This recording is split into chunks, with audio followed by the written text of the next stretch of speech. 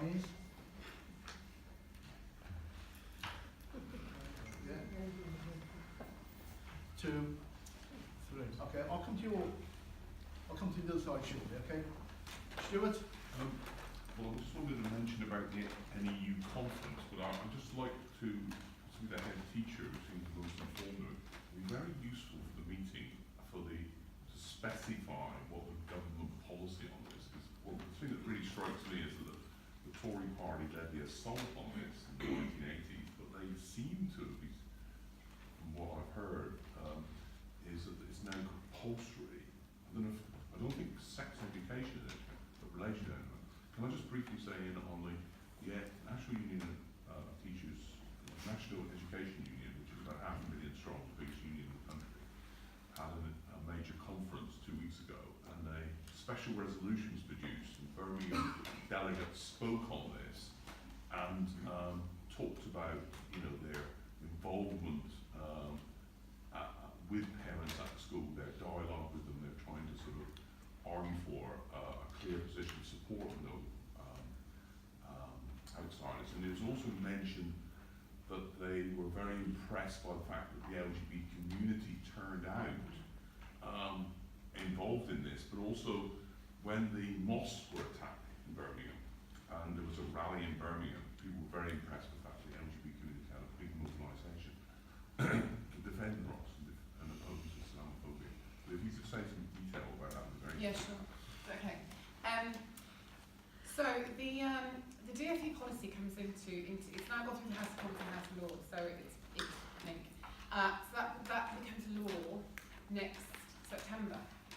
So currently schools are working with whatever policy they have, but alongside any RE policy is the public sector equality duty that comes from the Equality Act. So the Equality Act isn't an education act, it's an act for everybody.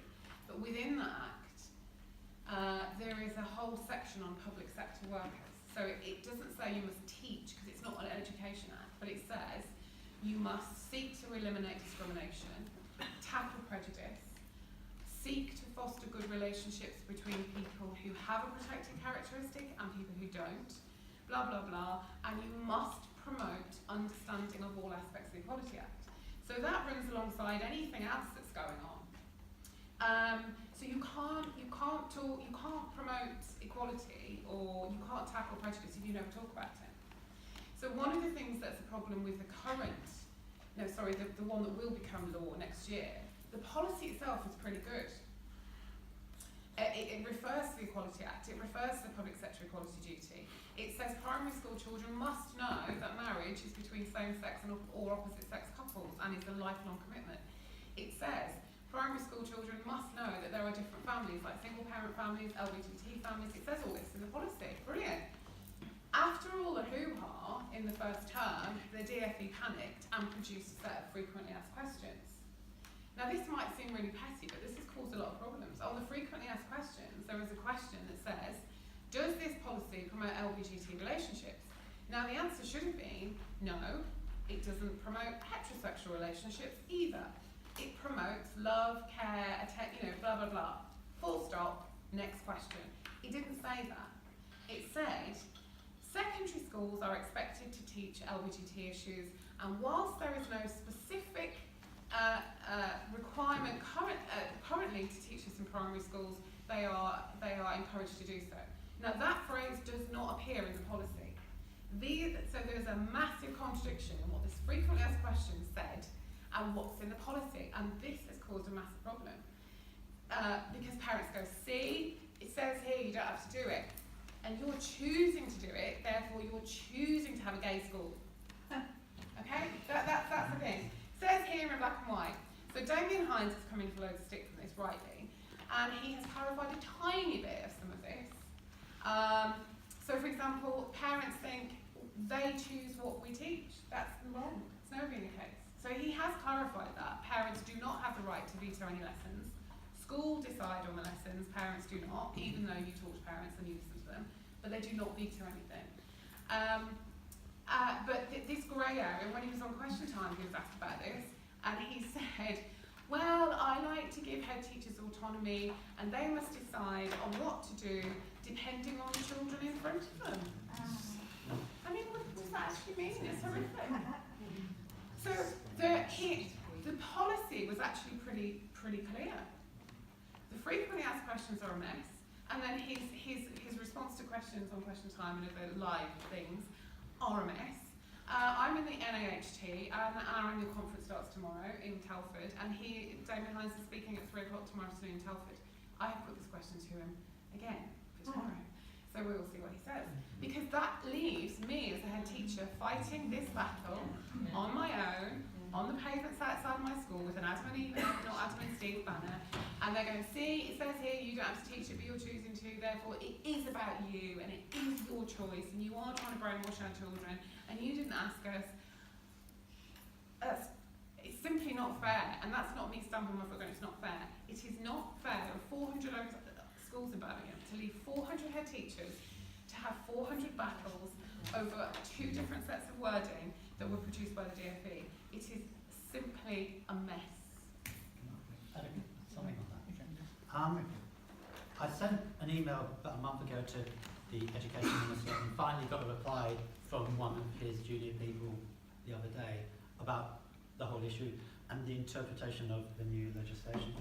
And the key words that really, 2 key words came through to me out of the whole email in reply was words that are picked up on so much by parents and the protesters: age appropriate. And the bottom line is, from their interpretation, is the schools will decide what is age appropriate to teach in primary regarding sexual education. Of course, we know that there'll be parents who are saying that what is age appropriate for teaching about heterosexual relationships is not the same as age appropriate for teaching about LGBT relationships. What is age appropriate for teaching about cisgender identity is not the same as for transgender identity. So it leaves it open for the schools to bow to pressure from parents about what is age appropriate, and it's so loose, and we know how it will be interpreted.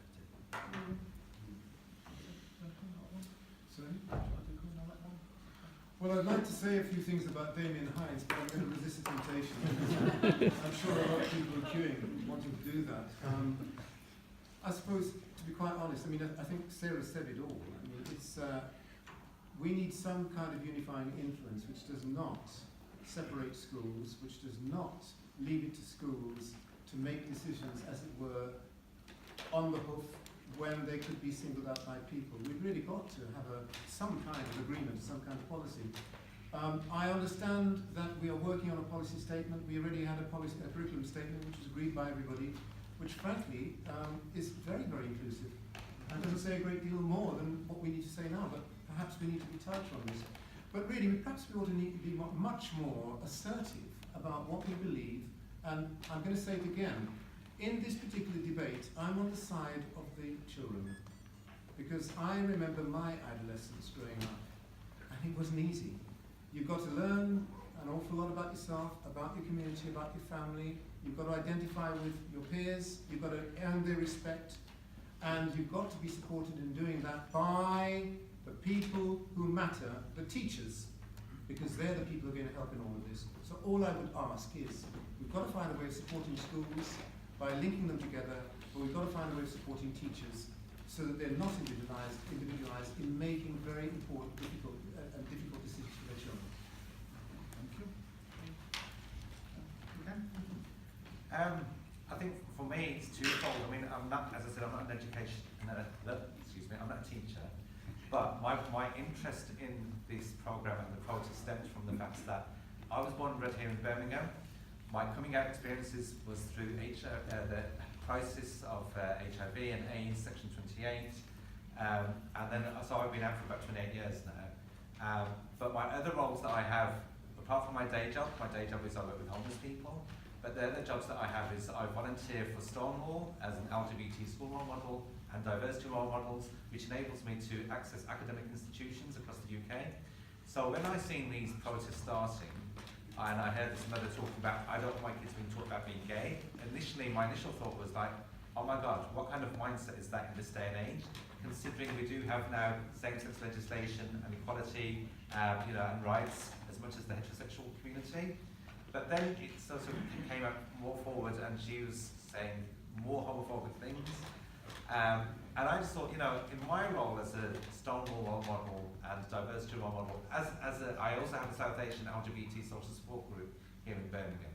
And I just sat there and I just thought, if I'm saying that I'm an activist and I'm a campaigner, this is literally happening on my doorstep. You know, I'm on one side of the city and these protests were happening on the other side of the city. So I just thought, I need to be doing something. So I reached out to Andrew Moffat and I said, you know, I'd like to just come in, have an informal chat with yourself and your school kids to say it's okay to be LGBT and it's okay to be LGBT and Muslim, because that's how my background is. I come from a very traditional Muslim background. And I didn't receive any responses at that time from Andrew. But then, because I was responding on social media in particular, the BBC picked up on that. And then they invited me in to not question time, the big question on the BBC. And I said, well, that's all good and well to have me on the TV, just being as part of the audience, but can you allow me to speak, please? Because this is happening in Birmingham, and I feel very much offended by what's happening out there, because there's a rise in Islamophobia for one thing, and this protest, predominantly from Muslim community, is going to alienate them even more and make the non-Muslim community hate Muslims even more. And they said, okay, we'll look into it. So, cut a long story short, they allowed me to be on the show, and I said I want to be named on the show as well. I'm not a regular panelist or anything, but they put me on. And I just thought, what I have to say is what I feel. And I said that I championed Sarah and Andrew and for what the school is doing, because when I was a child, like Anne says, I had never had anything like that at all.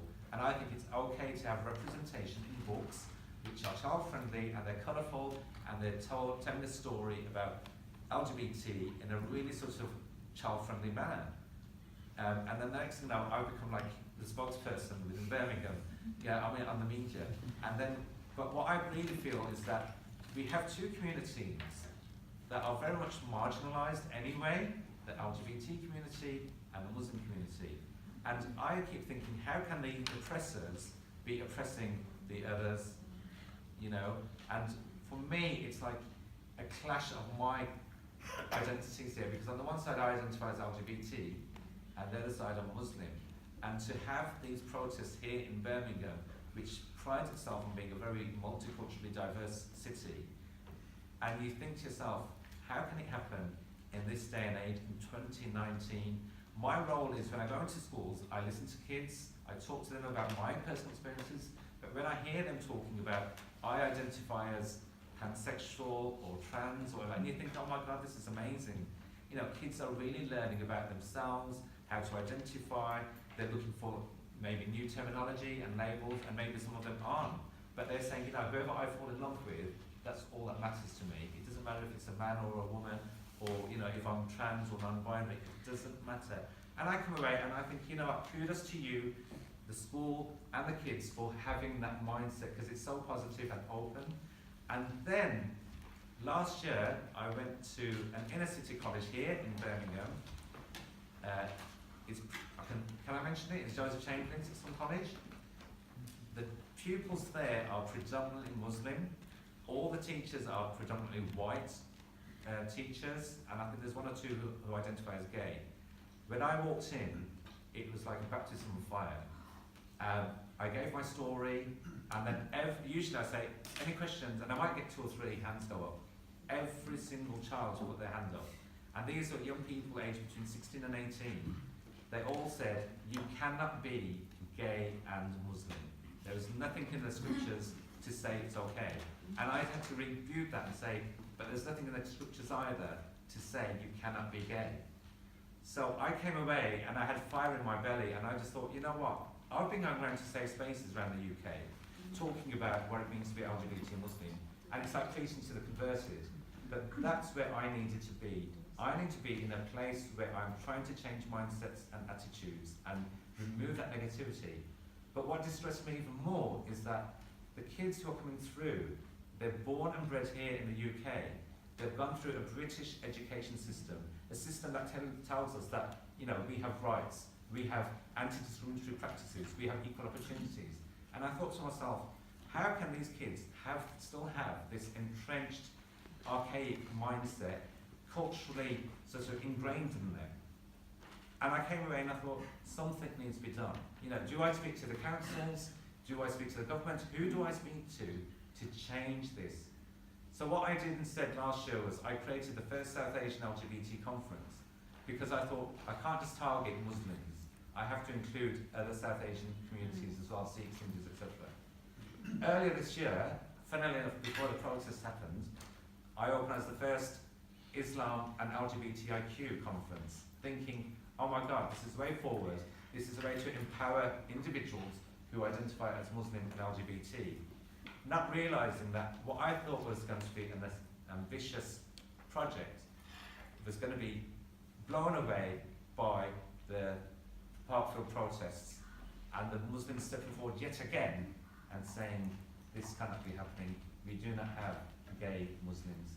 So that's where I come in, and I just thought, as campaigners and activists out there, especially from the Muslim community, we need to be much more vocal and visible and work in the public eye to say that we do exist, we are here, and we need to reduce prejudices in whatever shape or form. And prejudices can come in different forms, because yesterday I was at work, two of my colleagues, one is a redhead and the other one is Asian. The Asian woman, she's married to a redhead guy, and they both said, I don't want my child to be a redhead, because if they were, they will be bullied. And now that to me, I said, but you have to work on eradicating bullying anyway. But I flipped it and I thought, that's similar to what somebody said last year. I do not want my child to be gay, even though I'm an ally to the LGBT community, because if they were gay, they would be bullied. And I just think these are people who are working really hard with other vulnerable adults, and we need to be changing that mindset that we need to be eradicating bullying and prejudices. And it might not happen in my generation, but I'm hoping that will happen in the next generation coming through. Thank you.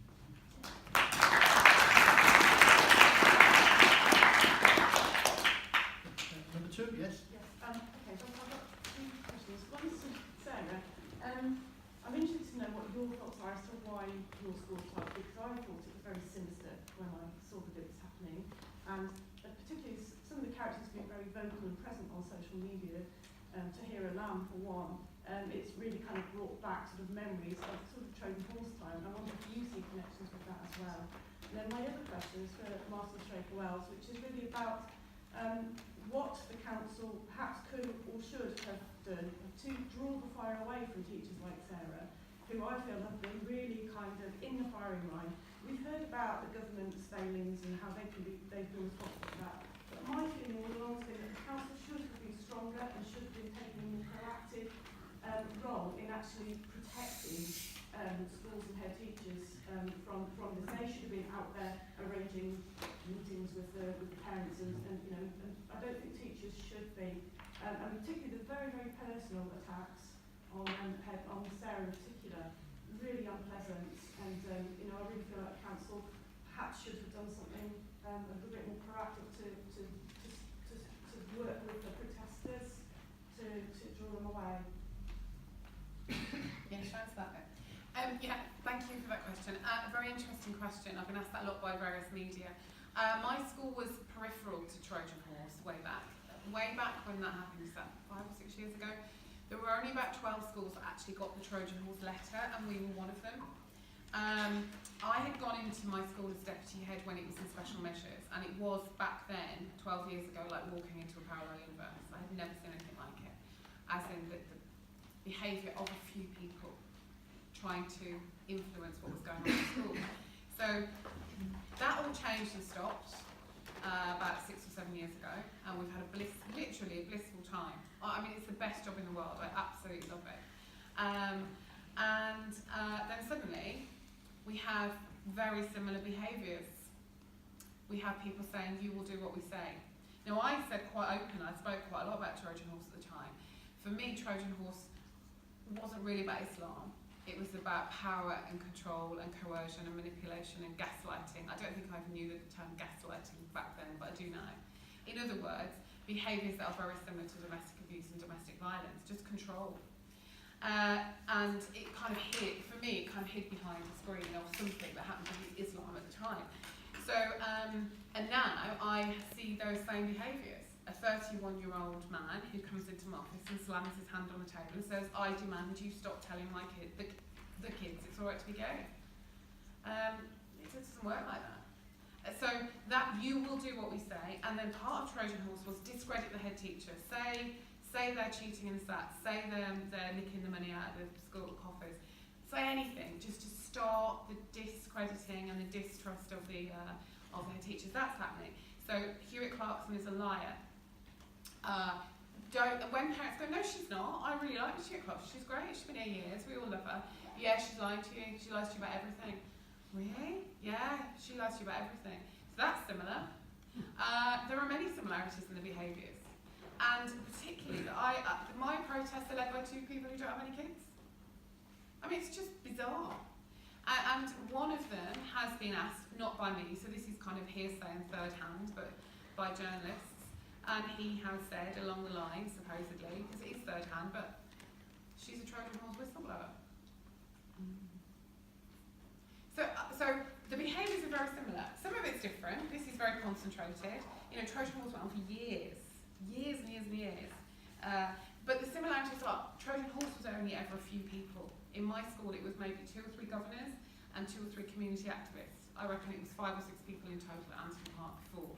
This is very similar. It's 2 people creating a whole heap of mayhem and nastiness, which is totally incongruous and inappropriate. At a primary school where we have 3-year-olds to scream down a megaphone in a cul-de-sac. Don't need a megaphone in a cul-de-sac. And to scream, I mean, literally, you know, veins bulging, is not actually in anybody's book, apart from the person who's doing it, obviously, a way to behave outside of primary school. And they accuse us of sexualising the children. Thank you, Sarah. Councillor, would you like? Thank you. Just to echo what Sarah said, but also to recognise that I'll be quite blunt. I didn't see this coming. I really did not see this coming. I'm very honest with you, because there's no point in me lying. I always smile when I'm lying, and that would give it away. The fact of the matter is that we have a curriculum statement which we have shared with the Primary Forum, and which we felt was fairly robust. It's an inclusive statement. Sarah's absolutely right. I'm not sure this is a massive groundswell of protests from the entire country. I think this is orchestrated. And I think that what we've got to do, and this is where I think Sarah is absolutely right, what we've got to do is do our best to try and limit the damage. You see, the worst thing that could happen, the very worst thing that could happen, is that this issue becomes a battlefield between those people who don't like other folk from different backgrounds and people in the school. We are trying to cool that out. The day after Sarah asked us for help, we were actually present in the school. And very soon after that, the cabinet member and several of the councillors were present in the school. I think we have to take this very seriously. We've got to try and find a way of making sure that we help to unify heads around what is coming, if it's going to come, in September 2020, when they all have to take this on board. As Sarah said, we need to have a policy, but the policy could be we're not going to do anything. We want people to do something rather more than that.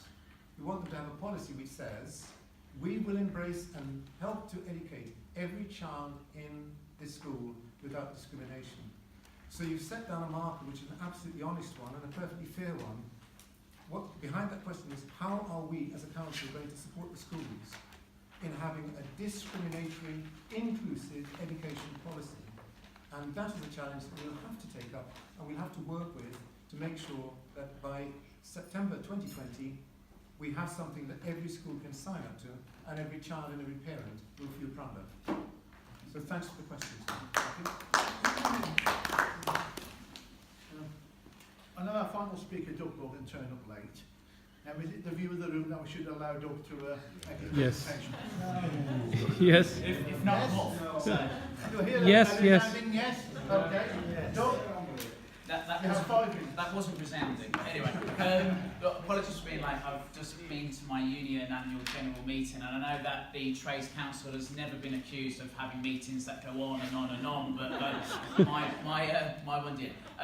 Look, I haven't heard what people have said, and so I apologise if I repeat things or if I contradict. My name's Doug Morgan. I'm from the National Education Union, the largest teaching and support staff education union in Europe. For us, there's a whole number of crucial issues here. The backdrop to this is that we have seen opposition growing in response to the relationships and sex education consultation that has gone out.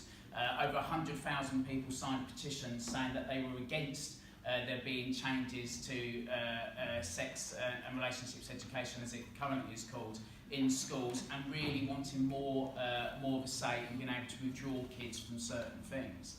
And that it is very good that changes have come in, but I think we have to be incredibly clear about what the changes really mean. The changes do not mean that primary school kids will have to learn about gay people. They don't mean that. They mean that if there is homophobia in the school needs to challenge it. How the school challenges it will be up to them.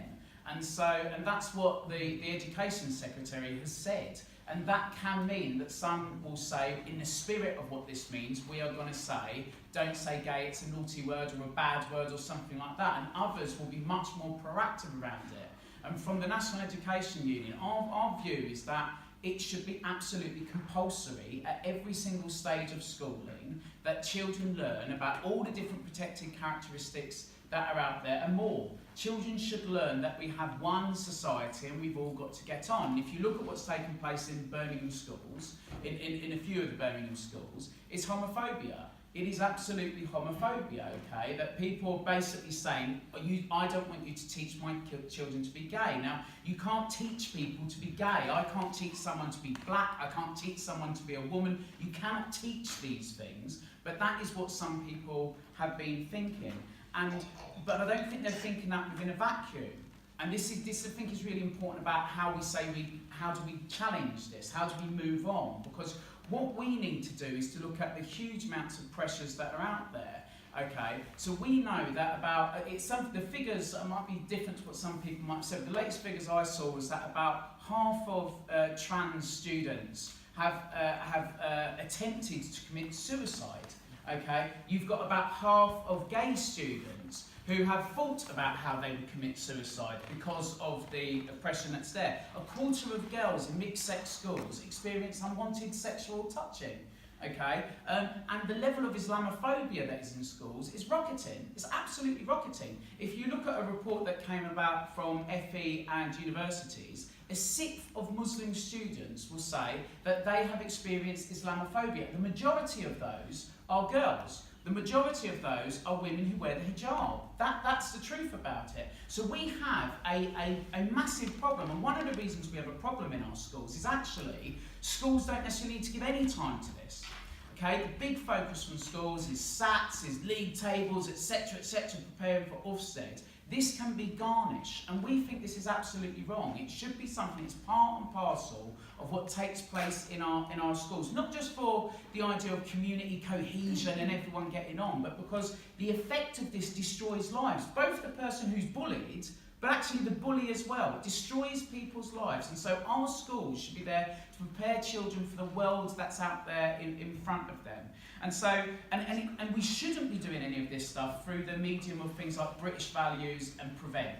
British values are a nonsense. They're an absolute nonsense. It can mean anything to anyone at any time. So British values at the minute could be, we support people who are gay. British values could also mean we support governments who want to stone gay people to death. So British values is not the reason to do this. We do this because it is right, not because it's an Ofsted checklist, and not because it can be seen as something where we can shock kids to prevent. It's not the way to do it. We do it because it is just, and we do it because it's right. But we do need to think about how do we win on this. And to do that, actually that means we have to go beyond where we're at. We don't do it because we know best. We do it because what we want to do is to say to people, look at the amount of oppression that is out there in society, look at what it does to people, and there is massive commonality. We know, again, Islamophobia, homophobia, the pressures are immense, but there isn't an automatic unity of the oppressed on this. This is something that we have to look at how to be engender. And there are problems. If you look at what Ofsted have done, right, the Trojan horse, people might differ on what Trojan horse meant in this city. I tell you what it meant to a lot of our Muslim members of the National Union of Teachers as it was then. They thought that because they were a Muslim, they would be bringing problems to the school. We had Muslim head teachers in our union who apologised to some of us because they said we might be implicated because of this. Now, whether they were over-dramatising things or whatever, the fact that they thought that was a problem. That is a problem. If you look at Ofsted's attack on the girls wearing the hijab, that is a problem. You know, they singled out one group of people in society, not Jewish boys who wear the kippah, not Sikh kids who wear the turban. They singled out Muslim girls to say that they were oppressed and therefore Ofsted should be questioning. I think that's absolutely out of order, to be honest. Absolutely out of order. And it's not a debate around the hijab. Muslims should have a debate around the hijab. If you're in Iran, a debate around the hijab is much more anti-governmental than it is here. Lots more Muslim women are wearing hijab now. One of the reasons they wear it is as a reaction to racism. And so we have to look at these things in the round. And I think that we need to ensure that when we have our discussions around this, we are squeaky clean. We are absolutely squeaky clean on this. We don't jump in with an offset agenda that might make that some people feel that they are under more of an attack. So we have to think about how we do this. But what we do need to do is win hearts and minds. So we have to be able to get out to people and say, this is why we need to teach this stuff. It is about challenging all of the isms in schools. And if people say, my religion says you can't be this, in one sense, it's a bit of an argument to the deaf. Right? The religions have been wrote long before any of us were alive. Right? It's a bit of an argument to the deaf. So you have to then say, okay, what do we do about this then? Because actually there are gay Muslims and it's totally legal to be a gay Muslim. All these things is absolutely true, okay? But we do need to think about how do we win with people. And also we have to say this is not just a problem in the Muslim community. I'm sorry, if people think that we can have people, I'll finish in a sec, if people think that they, in King's Standing, they've got lots of trans activists or LGBT activists going to school, this is a nonsense. In Longbridge, it's a nonsense. So we have to look at how to get in. And I think that means we need the council absolutely saying to schools, actually it's not your decision about whether you teach this. Every single one of our kids will learn about why we challenge isms, why we make certain every school is equality proof, okay? We say that to all of our council schools and we say to the other schools that aren't council schools, you have to be part of this. We want the council to come with an equality charter for our schools. We want public meetings up and down so it's not left to head teachers to feel on their own or to the LGBT activist in the school to feel on their own. We get this and we are proactive, and what this has created is a space in which we can do this. And therefore I think we have to say we have to embrace the space, because if we don't it's going to hit us anyway, right? We embrace the space, we say that we want to get out there and put the argument for why we need equality, total equality, we get people signed up to that, and one crucial thing, and I'll finish on this, we have to make certain that we look as diverse as we want the arguments to be. So we need more Muslims standing up for LGBT education. We need more men standing up against sexism. We need more people without disabilities standing up for people with disabilities. We need to come together and not say it's their issue, it's their. We have to come together. But to do that, we have to think seriously about how we do it. We've done some really good stuff in some of these schools. It should happen in every single school. But we have to think if we want that to happen, it's not just going to come because there's a change in the law. We have to be proactive in mobilising communities so we can say, how do we win a society for everyone, about everyone?